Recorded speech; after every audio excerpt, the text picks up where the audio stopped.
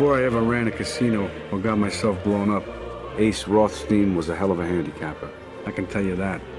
I was so good that whenever I bet, I could change the odds for every bookmaker in the country. I'm serious. I had it down so cold that I was given paradise on earth. I was given one of the biggest casinos in Las Vegas to run. Olá, bem-vindos ao Cinemarda, e temos aqui a presença de Marcelo Quintanilha e vamos falar hoje sobre o filme de cabeceira dele. Qual é seu filme de cabeceira, Marcelo? O meu filme de cabeceira é Cassino, de Martin Scorsese. Filme de 1995, com Sim, Joe Pesci, Robert De Niro, Sharon Stone. E aí, você não gostou do Bons Companheiros? Eu Você adorei. prefere o Calcino? Eu prefiro Cassino, embora eu tenha adorado Os Bons Companheiros. Desde o começo me fascinou muito que o Scorsese tenha utilizado exatamente o mesmo mecanismo que ele utilizou no filme anterior. Ao ponto de que muitas pessoas tenham considerado isso uma repetição, talvez gratuita, mas não no meu entendimento. Foi uma das críticas que fizeram a ele, exato, que ele estava se repetindo. Exato. Eu considero que esse é um dos grandes méritos do filme. Eu acho que esse é um dos grandes aspectos positivos do filme. Porque isso estabelece esse filme não simplesmente como um filme, mas como uma maneira de conceber um determinado universo, do qual tanto esse filme como Os Bons Companheiros fazem parte, mas também como Mean Streets também faz parte. São filmes onde ele trabalha praticamente os mesmos personagens. Tem uma diferença que eu acho crucial entre os dois, né? No Bons Companheiros ele lida com Itália. No Cassino, ele é judeu. Sim, Isso já... Sim, mas ele trabalha com os mesmos arquétipos. Sim, os arquétipos são os mesmos. Até o Robert De Niro é o mesmo e as personagens são até muito parecidas. Exato. Eu acho isso fascinante.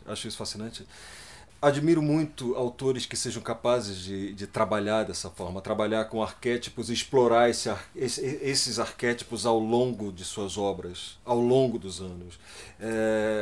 Revelando novas facetas desses arquétipos, desses personagens que são encarnados e reencarnados em personagens que estão inseridos em contextos diferentes, mas que, em última análise, representam os mesmos arquétipos. E além dessa questão Itália, judeu, o cristão e judeu, tem também a questão espacial, né? Sim. Bons Companheiros, Nova York, Cassino, Las Vegas. Verdade. E isso também Sim, a questão espacial também que remete ao espaço do próprio Cassino como um personagem em si mesmo, né? O filme tem uma introdução muito longa, na qual ele está apresentando a engrenagem que move esse personagem chamado Cassino, né? Isso me fascinou. E as três principais pessoas que orbitam dele, né? Exato. A personagem do De Niro, a do Joe Pesci. Exato. E a da Sharon Stone. Exato. Isso me fascinou muito. Essa maneira quase mecânica de apresentar esse mecanismo. Isso me fascinou muito, realmente me fascinou. Ao ponto de chegar a recursos quase didáticos, né?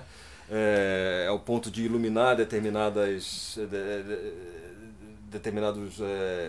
pontos da imagem com o objetivo de chamar mais atenção do espectador para esses pontos. Sim. E tudo. O Scorsese é muito bom nisso, né? Ele, como um grande conhecedor de cinema, cada filme dele é uma aula. Sim, é verdade. Em todos os aspectos, É não verdade. só nos aspectos propriamente narrativos do filme como filme, Sim. mas também nos aspectos técnicos. Ele parece que fica te dando dica, ó, presta atenção na cor que eu estou usando aqui. Sim, Presta verdade. atenção na maneira como eu conversei com a Thelma para ela montar essa sequência. Sim, verdade. Veja como é que o Michael Ballhaus posicionou essa câmera.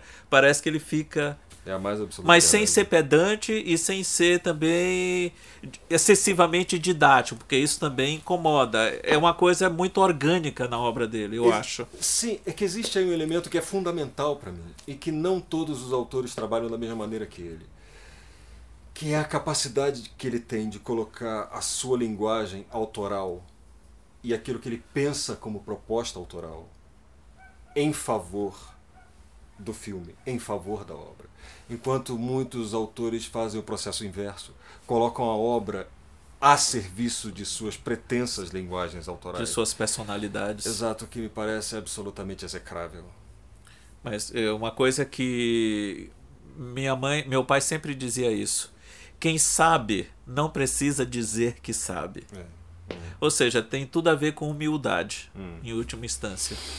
Eu não sei se tem a ver com humildade, Assim, eu não sei definir dessa forma, mas sem dúvida tem a ver com o fato de você ser capaz de trabalhar para uma obra e não fazer com que a obra trabalhe para você.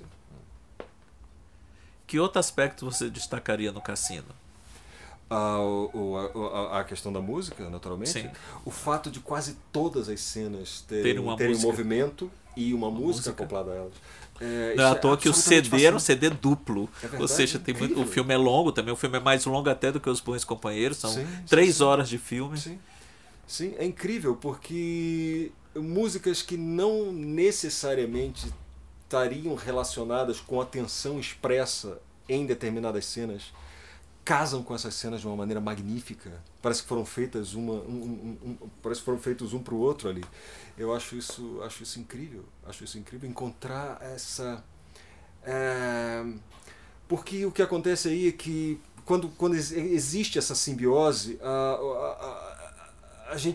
a música deixa de ser propriamente uma música e passa a ser uma engrenagem da própria imagem, se é que eu me explico Não, eu entendo bem. o que você está falando. Há um casamento perfeito entre Sim. a música e a cena que é mostrada. Exato. Outra coisa que me chamou a atenção no Cassino, desde que eu vi a primeira vez, o filme é uma crônica de uma tragédia anunciada. E a personagem do De Niro, para mim, ficou... Cada vez que eu revejo o filme, fica mais claro para mim que ele sabia onde ele estava se metendo a partir do momento que ele passa... Que ele aceita a Que ela proposta aceita... Não só a proposta, mas o envolvimento dele com a Sharon Stone na história, com a Sim. personagem. Mas é aquela coisa... Os personagens Não são tinha- extremamente humanos. Extremamente Não tinha como humanos. escapar daquilo. E são movidos por uma paixão avassaladora.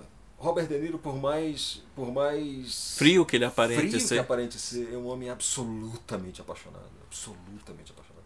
Isso me fascina muito. A maneira como o filme trata a humanidade desses personagens. Mas isso é algo que é muito recorrente nas obras do Scorsese. Porque, não sei se pelo fato dele ter crescido onde cresceu, de ter convivido com esses mundos todos, Eu ele não tenho dúvida de que isso ele falou um que ele cresceu em Little Italy, lá em Nova York, Uhum. e só via 2 saídas para ele quando era criança e adolescente: ou se tornar padre ou se tornar um mafioso. Ele terminou encontrando o cinema e, de uma certa forma, abraçou essas duas, porque tem muito da questão cristã, religiosa na obra dele, e tem muito também do crime organizado, da máfia, Sim, sem e dúvida. tudo isso. E Ele a conseguiu achar um meio termo. E a cada filme foi subindo na escala de poder da máfia, né? Ele começa com Mean Streets, Street, né? Que são ali... Que é tipo a ralé da máfia. Exato, até chegar um filme como O Lobo de Wall Street, Street. né? Onde você vai... Que é a pior das máfias, né? Exato, a esfera do crime financeiro, Zero. né? Que é a coisa mais... A cada filme foi subindo um pouco nessa escala. Né? Legal. Sem falar do figurino, sem falar da atuação desses atores. De todos, né? Absolutamente. Inclusive, Sharon Stone, na época, estava no auge dela como símbolo sexual. Ela Sim. vinha do grande sucesso Sim. de Instinto Selvagem, e muita gente até estranhou o Verdade. Martin Scorsese, que era um diretor assim que ninguém associaria a ter Sharon Stone num de seus filmes. Ela é muito grata a ele por isso. Com Ela certeza. é muito grata a ele. E ele deu a chance a ela de mostrar que ela também é uma grande atriz da mágica, que não é só um rosto e um corpo bonito. E ela foi muito bem sucedida. Muito bem sucedida. Merecia até ter ganho mais prêmios pelo papel dela no filme. O filme merecia muito mais do que realmente ele teve. Mas é um filme que eu acho que o tempo fez bem. Hoje as pessoas, eu percebo, têm um olhar diferente do que tiveram quando o filme foi lançado. Na época que ele foi lançado, eu lembro bem, muitas das críticas falaram aquilo que eu conversei contigo agora no começo da conversa, né? Era uma repetição de Os Bons Exato. Companheiros. Exato. Mas não É um risco muito grande assumir o mesmo tipo de de universo. proposta. Aham. Logo depois de um filme tão bem sucedido como Os Bons Companheiros. E acho que isso fez com que eu admirasse ainda mais um diretor. E para um como diretor Scorsese. seguramente é um grande desafio, né? Sim. Sim, sim. Considerações finais sobre Cassino? Cassino?